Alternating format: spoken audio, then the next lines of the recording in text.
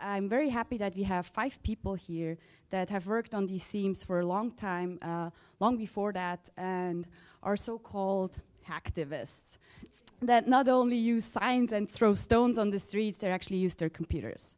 And I'm also happy that there are 5 people with very different approaches, 2 artists, a researcher, a so-called cypherpunk that comes out of a hackerspace, and April from the EFF, more a political activist voice. The very early days of hacking, and was these guys at MIT who were very, very curious people, wanted to see and understand everything, and they were like going underground in MIT at night. Suddenly they discovered a giant machine that was installed by IBM at the time. And they say, oh, that looks like a really great challenge. Let's try to see what it works. And this is great. They understood that to tackle a big problem, it was really necessary to gather and to work collectively.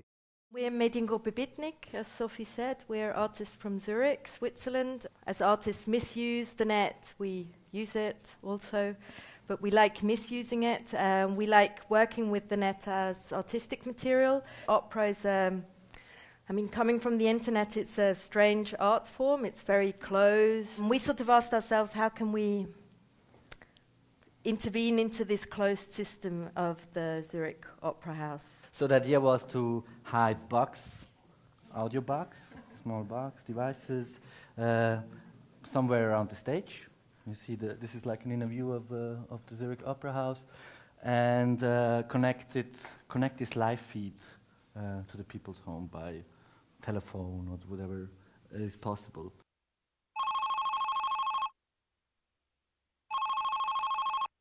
Ja, hallo? Grüezi. Hier ist das autonome Operntelefon der Stadt Zürich. Zu Ihrer Freude und Unterhaltung haben wir in der Zürcher Oper eine Wanze platziert. In wenigen Sekunden werden Sie live ins Opernhaus verbunden. Viel Spaß! Du kannst das Opernhaus live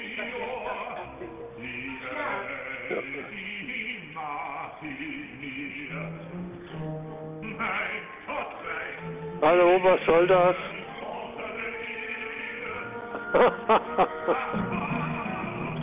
Das ist großartig.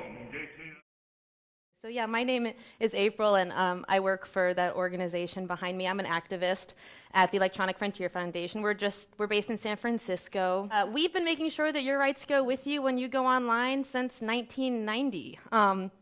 We're a digital civil liberties organization. Okay, and so we're suing the NSA. We've been suing the NSA since 2006. We made our own logo there. At EFF, we really raise awareness on these issues. We don't only we don't only sue the NSA, we also get people to care about it and to really understand and demystify what's going on. And we also work on policy because, even though the NSA is breaking laws, so okay, let's change laws and hope they don't break them, even if we succeed in changing them, we definitely don't want it codified into law. So I'm Andy, I'm from Noisebridge. I was one of the co-founders of Noisebridge. About 10 or 20 people formed the core group in 2008, coming together to build a space in San Francisco for individuals who want to use technology to help change the technological world. So one project that we created that I was a big part of was the decision at Noisebridge to operate a Tor exit node. Now, as April mentioned, Tor is an anonymity network run by thousands of people around the world. It's completely open source. A hacktivist is someone who has technical knowledge about a system. A hacktivist has a political intent, some goal to further in the world. A hacktivist is able to take, or is willing to take, social action to bring people together to solve the problem.